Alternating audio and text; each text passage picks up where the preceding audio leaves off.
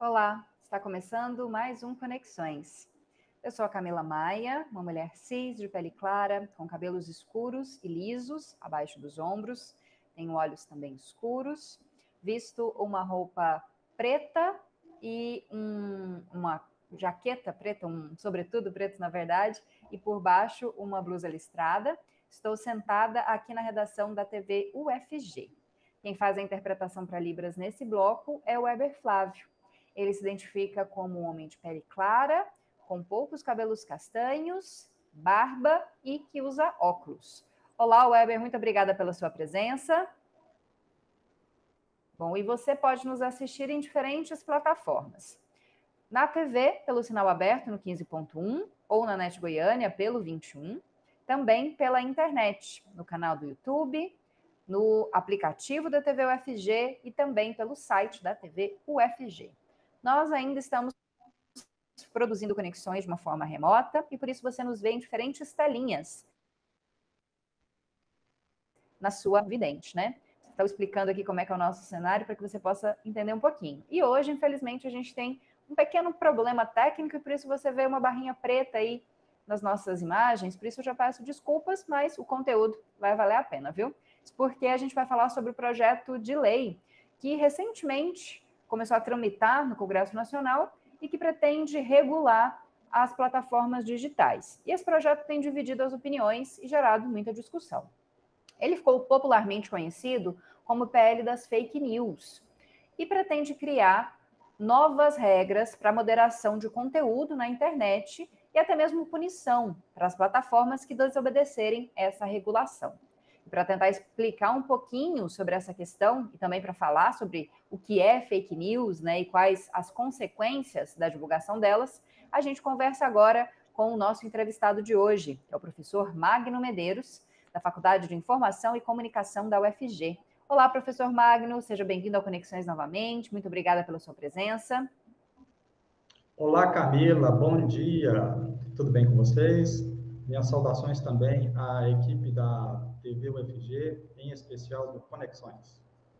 Professor Magno, o senhor pode fazer uma rápida descrição física para a nossa comunidade cega de baixa visão? Posso sim, Camila, vamos lá. Eu sou um homem adulto, de pele parda, cabelos encaracolados, um pouco calvo, estou usando a camisa azul e também óculos de aro preto. Muito obrigada, professor. Bom, para a gente começar, dá para a gente explicar um pouquinho o que é esse projeto, né? Ontem, enquanto a gente conversava, o senhor até falou sobre essa denominação de pele da fake news ser um pouco errônea, né? A gente estava discutindo até mesmo essa nomenclatura que ficou popularmente conhecida. Se o senhor puder explicar um pouco para a gente sobre esse projeto. Sim, sinteticamente, o projeto de lei PL 2630, popularmente conhecido como PL das fake news, ele, na verdade, ele refere-se à Lei Brasileira de Liberdade, Responsabilidade e Transparência na Internet. O objetivo dessa lei é regular as plataformas digitais, as grandes plataformas digitais, ou seja, as Big Techs, tá? Então, são três categorias, né, de plataformas digitais, tá? Aquelas que trabalham com as redes sociais, e aí eu posso citar Facebook, Instagram, Twitter, YouTube, TikTok, dentre outras. Também as ferramentas de busca, e a principal delas é a Google, né, que domina mais de 90% do mercado de busca, e também as mensagerias instantâneas, e as principais são WhatsApp e Telegram. Então, esse projeto de lei 2630, ele busca criar regras, criar normas para regular a atividade dos serviços digitais por elas prestados. Professor, e por que esse nome que ficou mais famoso, né, das fake news? A gente sabe que há até mesmo uma CPI, né, em andamento aí no Congresso para investigar a divulgação de notícias falsas, as informações falsas, né, como a gente poderia traduzir para o português essa expressão. E também há uma preocupação em relação a como essas informações falsas podem interferir, né, na nossa vida em sociedade, nas escolhas políticas que nós fazemos. Eu queria que o senhor falasse um pouco dessa nomenclatura popular que tomou tanto a boca das pessoas, né, e que acabou gerando aí meio que um selo, né, um rótulo para esse projeto? É verdade. Esse nome PL das Fake News, ele remonta ao ano de 2020, quando começou a tramitar no Senado Federal um projeto de lei, né, de autoria do senador Alessandro Vieira, do PSDB. Bom, nessa época, a grande discussão centrava-se em torno da desinformação, ou seja, das fake news, entendendo-se por fake news as notícias deliberadamente falsas, ou seja, aquelas notícias fabricadas intencionalmente para enganar. Então, essa foi a grande tônica da discussão no Senado. Essa lei, esse projeto de lei foi aprovado no Senado e foi encaminhado para a discussão na Câmara Federal. E encontra-se na Câmara Federal há 3 anos, né? Há quase 3 anos nós estamos discutindo essa questão, tá? Na Câmara Federal, ela está sob a relatoria do deputado Orlando Silva, do PCdoB. Muito bem, só que as discussões se avolumaram, né? Várias outras questões entraram em disputa e acabou se transformando não apenas numa preocupação centrada nas fake news, na desinformação, mas numa preocupação maior, que envolva a prestação de serviço, os serviços digitais prestados por essas grandes plataformas, né, pelas chamadas Big Techs. É preciso criar normas, porque a internet não pode ser um faroeste digital. A internet não pode ser um campo minado onde prospera o discurso de ódio, onde prospera a desinformação, as fake news, tá? Várias informações que acabam contribuindo para um clima de ódio, de formação negativa da sociedade, atingindo crianças, adolescentes, e interferindo também nas eleições.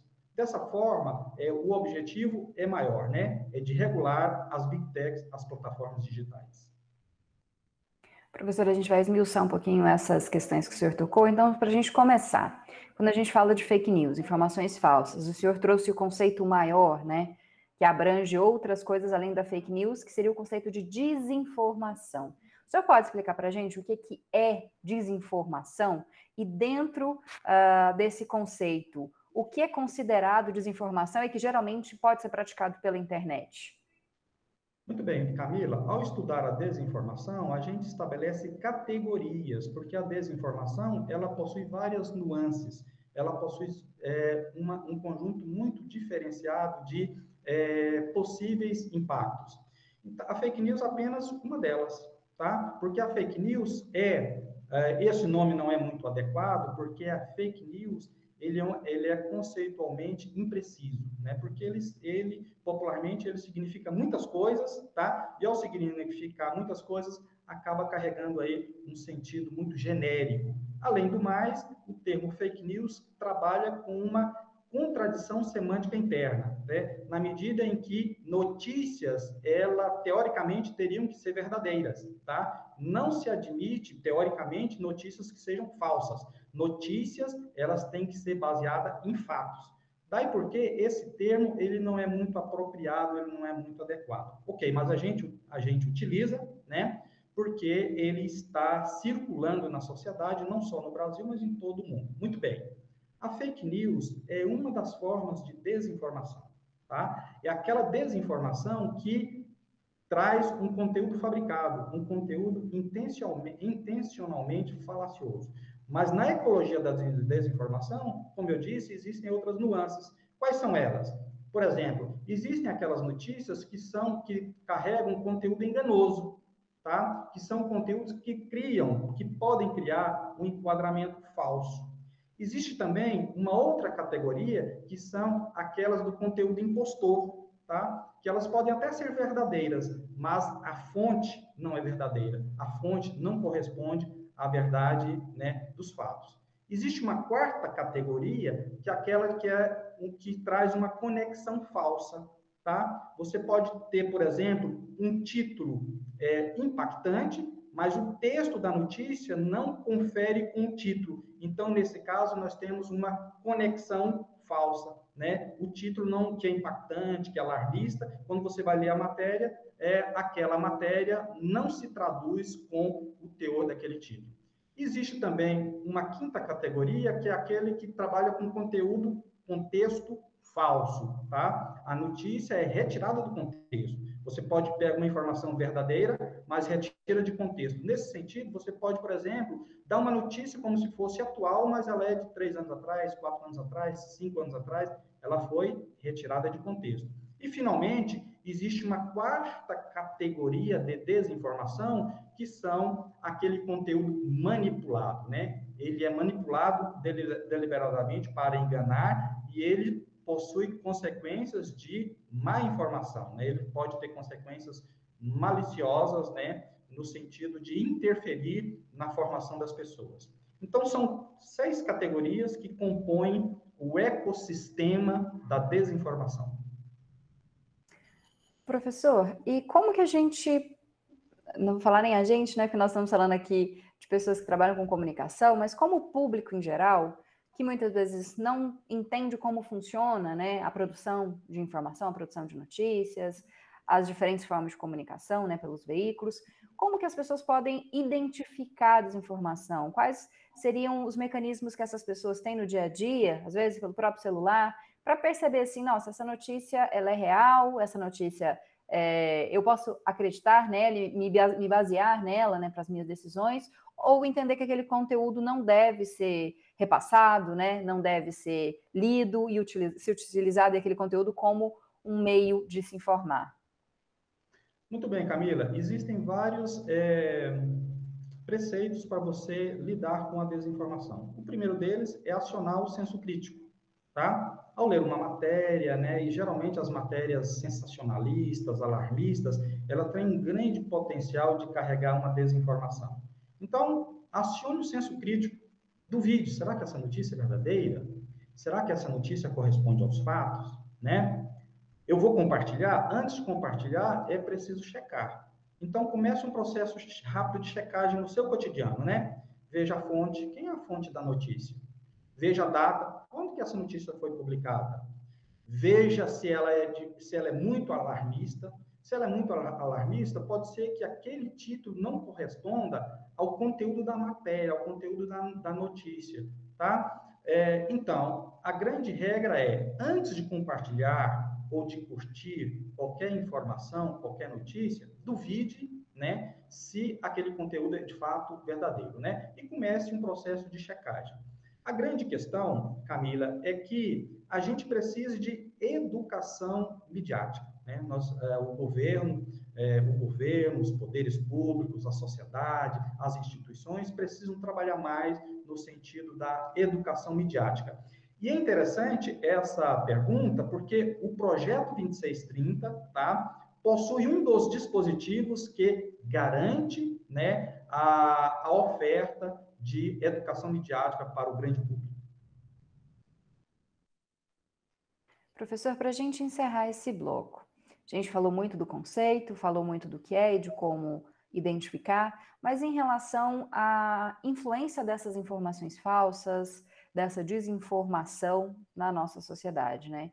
De que forma que elas podem influenciar o nosso cotidiano? E, logicamente, né, pensando aí que são atividades antiéticas, no mínimo, de forma negativa, né? De que forma que elas podem, muitas vezes, alterar certas configurações sociais e políticas e isso ter uma consequência negativa para nós? Elas podem influenciar e muito, Camila, porque nós estamos o tempo todo usando as Big Techs, os serviços digitais prestados pelas Big Techs. Nós estamos no Facebook, nós estamos no Instagram, nós estamos no YouTube, nós estamos no TikTok, nós estamos no WhatsApp, nós estamos no Telegram, enfim, nós estamos o tempo todo usando os serviços digitais das Big Techs.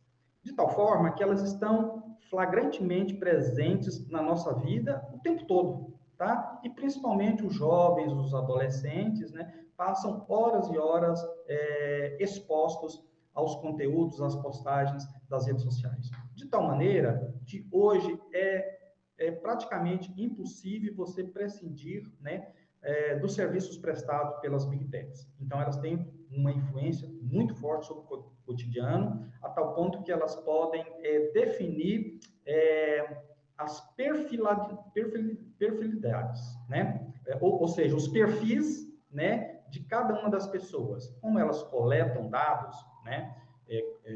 Todas as plataformas coletam os nossos dados pessoais, elas são capazes de estabelecer perfis, né, socioeconômicos sobre o nosso comportamento, quem somos nós, o que nós fazemos, o que nós consumimos, quais são as nossas preferências políticas, quais são as nossas opções ideológicas, enfim.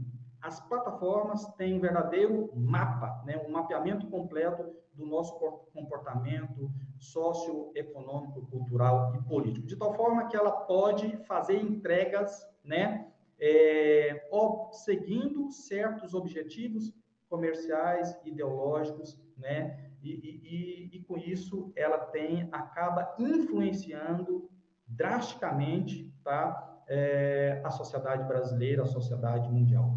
Daí porque em todo o mundo se discute a regulamentação das plataformas. Não é uma discussão só no Brasil. Todo mundo discute a regulamentação das plataformas, porque as plataformas digitais hoje, elas têm tamanho poder que elas podem, sim, influenciar eleições, elas podem, sim, influenciar o nosso comportamento, elas podem, inclusive, influenciar negativamente para o campo da banalidade do mal, né? Não foi à toa que, no dia 20 de abril, nós tivemos uma onda, né, de ataque às escolas. E o ataque às escolas, né, foi planejado, tendo as redes sociais, né, como não só um receptáculo onde se organizava, mas também como protagonistas, na medida que as grandes plataformas lucram, né? O modelo de negócio das grandes plataformas se beneficiam da desinformação, se beneficiam das fake news, se beneficiam, né, desse conjunto de informações alarmistas, porque o modelo de negócios tem a ver com visualizações, tem a ver com cliques. Quanto mais cliques, clickbait, quanto mais visualizações, maior o volume de negócio gerado pelas grandes plataformas. Então, as plataformas não estão interessadas em democracia, não estão interessadas em pacificação da sociedade, elas estão interessadas, né, numa lucratividade cada vez maior. Daí porque é preciso impor certos limites éticos, tá? Isso não é censura, ao contrário, é apenas limites éticos para que essas plataformas possam conviver num ambiente democrático, civilizado, que faça o combate ao discurso de ódio, que combata a manipulação ideológica, enfim, que combata o racismo, a xenofobia, né, e tantos outros crimes que afetam os direitos humanos. Então, Camila, para resumir, a regulamentação das plataformas digitais tem a ver com a possibilidade de a sociedade criar certos controles democráticos, tá? Regulação democrática para evitar o racismo, a xenofobia, a homofobia, o discurso de ódio, a violência contra o Estado democrático de direito. Tá certo, professor Magno, a gente vai para um rápido intervalo, daqui a pouco volta para falar mais sobre esse projeto de lei que pretende regular a atividade de divulgação de conteúdo na internet, né, a forma como nós usamos as plataformas digitais e o trabalho dessas plataformas. A gente daqui a pouquinho volta, então, para falar um pouquinho mais do projeto e desenvolver algumas outras questões importantes a respeito dele. A gente está de volta em alguns minutinhos. Sai daí não.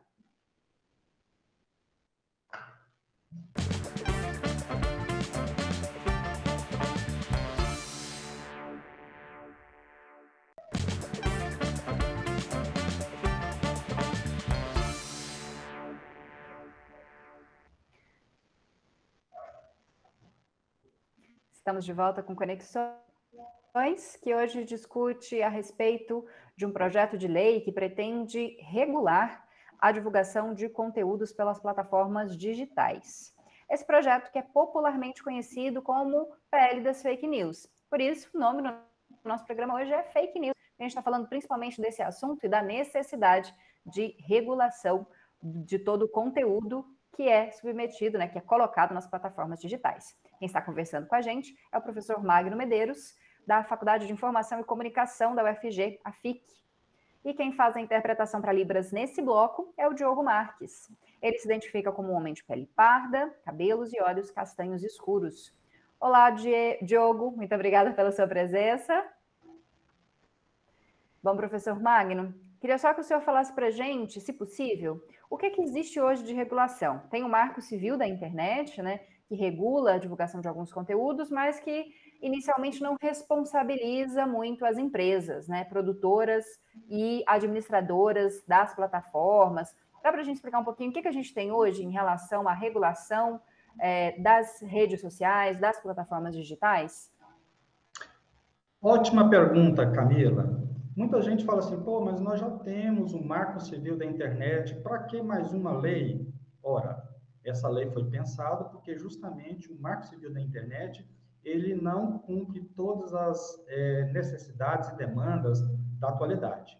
Vamos pegar como exemplo, por exemplo, o artigo 19 do Marco Civil da Internet. Tá? Esse artigo, ele prevê que as plataformas digitais só serão responsabilizadas se descumprir uma ordem judicial, tá? Então, o que a gente observa hoje é que há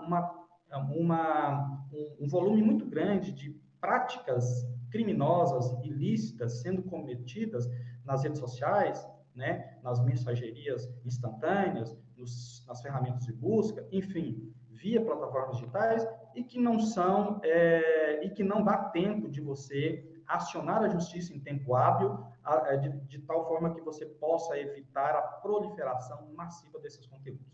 Então, a gente precisa criar mecanismos para vedar essa prática criminosa, essas práticas ilícitas nas plataformas digitais. Porque se você for depender do artigo 19 do Marco Civil da Internet, né, você vai tomar atitudes, as plataformas vão tomar atitudes no tempo da justiça, no tempo do poder judiciário, que demora muito, né? E elas só serão responsabilizadas se houver uma ordem judicial, uma decisão judicial solicitando a remoção de determinados conteúdos. Essa regulação, essa proposta, ela cria um conceito muito importante, que é o conceito de dever do cuidado, tá? Que não é um conceito criado pelo Brasil, tá? Ele foi criado pela União Europeia. Na União Europeia, nós temos uma regulamentação, tá? Muito importante, está em fase de implementação, né? E na União Europeia trabalha-se com o conceito de dever de cuidado, e aqui, nessa proposta do PL, nós também importamos essa ideia muito importante, que é a ideia do dever do cuidado. O que significa dever do cuidado? Significa que as plataformas digitais têm uma responsabilidade compartilhada.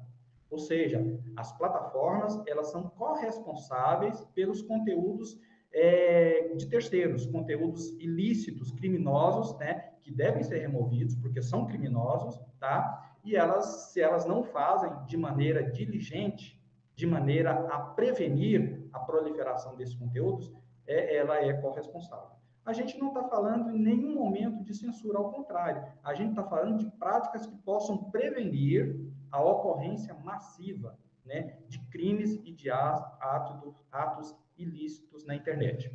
Muito bem, Camila, eu poderia sinteticamente falar um pouquinho sobre esse conceito de dever de cuidado, tá? Para tanto, eu vou ser bastante sintético. O que é o dever de cuidado? Né? Dever de cuidado significa ações, medidas que visam, de maneira sistêmica, prevenir, essa palavra é importante, prevenir a práticas de crimes na internet, tá? O que é crime no mundo analógico, no mundo real, né? Também deve ser crime no mundo virtual, tá? No mundo digital, tá? Então, a gente trabalha diligentemente prevenindo a prática de, primeiro, vamos lá ver quais são os crimes que o projeto de lei enumera, tá? E é bem preciso, tá? O crime que envolve o Estado Democrático de Direito, tá? A gente tem que evitar práticas como ocorreu no 8 de janeiro, tá? Ou seja, atentado ao Estado Democrático de Direito. Essa é um dos crimes que pode e deve ser evitado,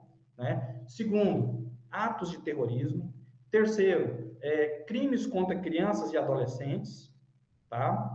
Apologia à prática criminosa, apologia ao autor de crime, envolvendo, né, crianças, tendo as crianças como público-alvo, tá? O racismo, e é importante destacar, Camila, que o racismo corresponde a 58% das denúncias, né, de crimes, né, nas redes sociais. 58% das denúncias se refere ao racismo, tá? O que mais? A violência contra a mulher, que também é muito incidente, o machismo, a misoginia nas redes sociais, tá? E também nas mensagerias instantâneas. E, por fim, a infração sanitária, tá? Se houvesse esse dever de cuidado na pandemia, por exemplo, né, nós teríamos, com certeza, um número bem melhor de vítimas fatais, como a que ocorreu aí em 2020, 2021. Então, dever de cuidado significa cuidar diligentemente, preventivamente, para que crimes não sejam cometidos na internet. Professor, então, a partir dessa proposta de regulação, as próprias plataformas, as Big Techs, seriam responsáveis por avaliar os conteúdos postados e retirar tanto perfis quanto publicações que atentassem contra, por exemplo, os direitos humanos, a liberdade de imprensa, ou fizesse algum tipo de discurso de ódio contra mulheres, população LGBTQIA+, população negra, indígena, é isso. A responsabilidade seria delas de retirar esse conteúdo, de evitar que ele fosse divulgado. Sim, mas é importante destacar que essas ações de remoção de conteúdos, elas se baseiam em critérios, elas se baseiam nos termos da lei, né? Não é algo arbitrário, como tem sido feito hoje, né? Às vezes, remoção de conteúdo, às vezes, bloqueio de canais são feitos arbitrariamente sem conteúdo. Agora, não. Agora, a gente vai trabalhar, se esse projeto de lei for aprovado, né? Vai trabalhar a partir de critérios definidos e a partir de relatórios, né, semestrais que as Big Techs vão ter que fazer, né? Nesses relatórios, elas vão informar quais as medidas estão sendo adotadas, quais as medidas que foram adotadas, quais as ações de prevenção que estão sendo desenvolvidas, né? Números, estatísticas, métricas, né, importantes que possam minimizar ao máximo as práticas de violência, discriminação na internet. E isso não é feito, Camila, no varejo, tá? É importante destacar esse ponto, né? Isso significa que as Big Techs vão analisar cada post, cada conteúdo? Não, mesmo porque isso seria impossível, né?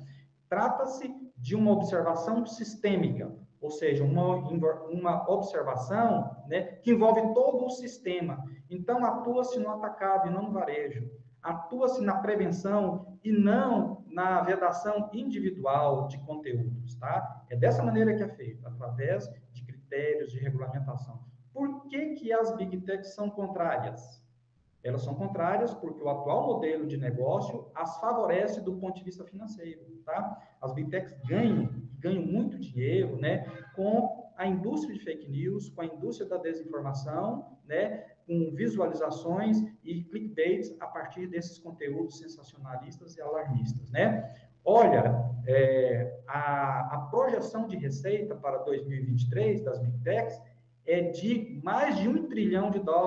É muito dinheiro que essas redes ganham. É mais do que o PIB de muitos países, tá? Isso não pode ocorrer à custa da violências sistematicamente praticadas contra a sociedade, contra o Estado Democrático de Direito e contra os direitos humanos e os direitos de cidadania. Professor, e quem faria a regulação? Existiria um novo órgão para a regulação desse projeto, né, dessas medidas? E já ouvi pessoas dizendo também que poderia ser a Anatel, mas a Anatel já tem outras atribuições também, né? O que até o momento foi discutido? Essa pergunta é muito oportuna, porque até 15 dias atrás, havia uma sugestão de instituir um conselho regulador, tá? Do qual participariam 21 pessoas, né, da sociedade civil, das instituições, mas não do governo, né? Essa proposta foi retirada, tá? Na versão final entregue pelo relator, deputado Orlando de Moraes. Então, na versão atual, nós não temos mais esse conselho regulador, tá? Nós não temos mais um conselho fiscalizador, né? O relator entendeu que seria muito difícil aprovar o projeto, né, porque a oposição iria vedar a aprovação do projeto por conta da presença desse Conselho Regulador. Então, optou-se por uma saída intermediária, que seria criar uma autorregulação regulada, né? As plataformas digitais criariam mecanismos de autorregulação, e essa autorregulação seria regulada, tá, por instituições, entidades autônomas e independentes. Essa matéria está em discussão, vai ser fortemente discutida aí nos próximos dias e nas próximas semanas na Câmara Federal, e depois, se aprovado, voltará para o Senado, né, onde as discussões prosseguirão, né, com fins de aprovação em definitivo dessa lei. Então, essa é uma questão pendente ainda, Camila. As entidades independentes, autônomas, que trabalham com direitos na rede, né, não veem a Anatel como um órgão adequado para exercer esse papel de regulador, né, de fiscalizador dos termos da lei. Porque a Anatel não tem esse papel, nunca teve esse papel, ela é centrada nas telecomunicações, né, e tem feito um trabalho muito mal feito em relação às telecomunicações. Então, a gente acha, né, eu digo, as instituições e entidades consideram que a Anatel não tem um perfil adequado para exercer essa função. Professor, e há uma reação muito forte das Big Techs, né? Já até o momento, 2 demonstrações, né, do poder da internet e de como divulgar essas informações muitas vezes desencontradas, né? 2 grandes plataformas digitais colocaram conteúdo, né, para o seu público contrário a essa PL, dizendo que essa PL seria o fim da internet ou censura. Como é que o senhor vê essa reação? E será que essa reação pode fazer coro com que os nossos parlamentares vão votar também em relação, né, quando esse projeto chegar na pauta, será que elas vão conseguir fazer um lobby suficiente para que ele não seja aprovado? Sim, sem dúvida. E olha que o lobby das Big Techs é considerado um dos mais fortes no mundo todo, né? Porque são poderosas, né? Financeiramente, né? Pelo poder que exercem, né? Em todas as esferas da sociedade, tá? Então, trata-se de um lobby fortíssimo. Tão forte que eles conseguiram evitar a votação agora na última semana, tá? Eles conseguiram. Então, o projeto foi retirado de pauta pelo próprio relator, né, em virtude da pressão exercida pelas Big Techs e também pelo número muito grande de emendas, são mais de 90 emendas que surgiram de última hora, né, para travar a votação do projeto. Tá? Bom, as Big Techs, sem dúvida, ganham muito com esse negócio, né, com esse modelo de negócio baseado, né, na desinformação, como eu disse anteriormente, né? Ocorre que está havendo uma série de ações muito fortes, nunca vistas antes, né? Que é as próprias plataformas publicarem conteúdos em suas páginas iniciais. O Google fez isso, a Meta está fazendo isso, a Meta que controla o Facebook, Instagram e o WhatsApp está fazendo isso, e agora recentemente o Telegram, né? Enviou mensagens diretamente aos seus usuários, né, no Brasil, dizendo que esse projeto acabaria com a internet. Isso é uma fake news, né? Ou seja, as Big Techs estão usando fake news para combater o PL das fake news, tá? Ou seja, eles estão usando um jogo sujo para combater um projeto que visa acabar ou minimizar com o jogo sujo, tá? E é totalmente infundado essa afirmação de que o projeto ele vai acabar com a internet. Ao contrário, a internet vai continuar existindo, como continua existindo, e mais forte, mais plural, mais diversa na Europa, na Austrália, nos Estados Unidos e em tantos outros países. Então, essa ação, ela significa um verdadeiro abuso de poder econômico, né? Por ter um poder econômico muito forte, elas acabam interferindo no debate do Congresso Nacional, né, que é feito, e elas acabam interferindo de maneira abusiva. E é justamente sobre isso que o projeto trata, né? Coibir as práticas abusivas desenvolvidas pelas plataformas digitais. Professor, para a gente finalizar, por que é importante a gente diferenciar regulação de censura? Nós que fazemos parte da área da comunicação sabemos que a regulação na comunicação é muito difícil, né? Sempre que há uma tentativa de regular, por exemplo, a radiodifusão no Brasil, né? Rádio e TV, há sempre e protestos dizendo que é censura, agora também com as plataformas digitais. Qual que é a diferença mais clara entre regulação dos meios de comunicação, seja a TV, a rádio, a internet, e censura? Vamos lá. Censura é uma prática autoritária, arbitrária de vedar conteúdos. Portanto, a censura, ela é atentatória aos direitos humanos, na medida em que ela cerceia a liberdade de expressão, na medida em que ela coíbe a liberdade de imprensa. Então, nós somos radicalmente contra a censura. Tá? Censura, never, nunca mais. Tá? E nós tivemos censura muito forte no regime militar, né, em que os veículos de comunicação, sobretudo a imprensa, foram censurados, né? Ou seja, elas tiveram conteúdos proibidos de circulação, né? Isso atingiu o campo da música, das artes, né? Várias músicas e canções foram censuradas. Então, a censura é uma prática nefasta que é atentatória aos direitos humanos. Ok. Regulação não. Regulação é o contrário. A regulação, ela busca favorecer a diversidade, a pluralidade de ideias. Ela estabelece critérios, ela estabelece normas, porque a vida em sociedade, a convivência em sociedade, precisa de regras, precisa de normas, né? A bem da coletividade. Se a gente não tiver regras, normas, né, leis, a gente vai ter uma sociedade caótica em que vai prevalecer o império do mais forte, a lei do mais forte. Então, a gente precisa de regulação. Então, em resumo, regulação é um conjunto de normas e leis que disciplinam uma determinada atividade. No caso, atividade digital, né? Os serviços digitais que a gente busca regular. E isso não é bicho de sete cabeças, não. Todas as atividades da sociedade, no campo econômico, no campo da prestação de serviço, tem regulação. Nós temos regulação na saúde, nós temos regulação nos transportes, nós temos regulação em todos os campos da sociedade. Por que nós não teríamos uma regulação no campo dos serviços digitais? Por que aquilo que é crime, né, na sociedade em geral, né, na prática cotidiana, no analógico, não pode ser crime também no digital, no mundo virtual, né? Tem que ser crime. E para isso a gente tem que fazer valer as leis da sociedade analógica para também o campo digital. Então, em resumo, a regulação, ela tem o objetivo de favorecer a democracia, de favorecer a cidadania, de estabelecer regras, né, que possam ser compactuadas diligentemente na convivência social. Tá certo, professor. Muito obrigada por estar aqui conosco para falar sobre esse assunto tão importante.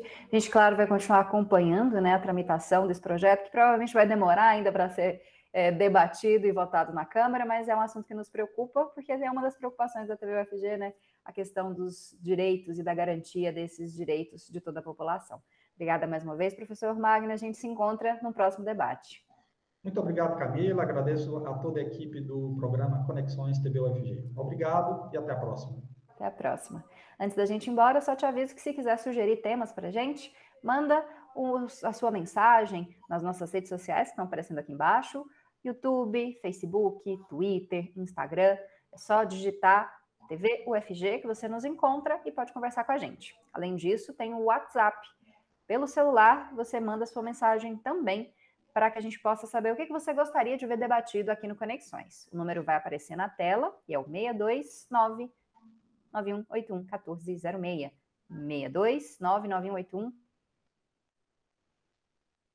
14. Você daqui a pouquinho, no nosso próximo bloco, para que a gente possa falar sobre educação e capacitação profissional. Até daqui a pouco.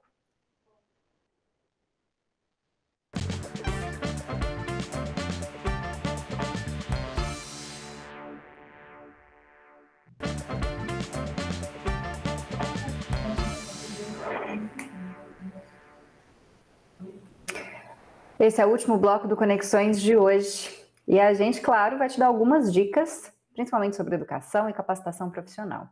O Instituto Federal de Goiás está com inscrições abertas para vários processos seletivos.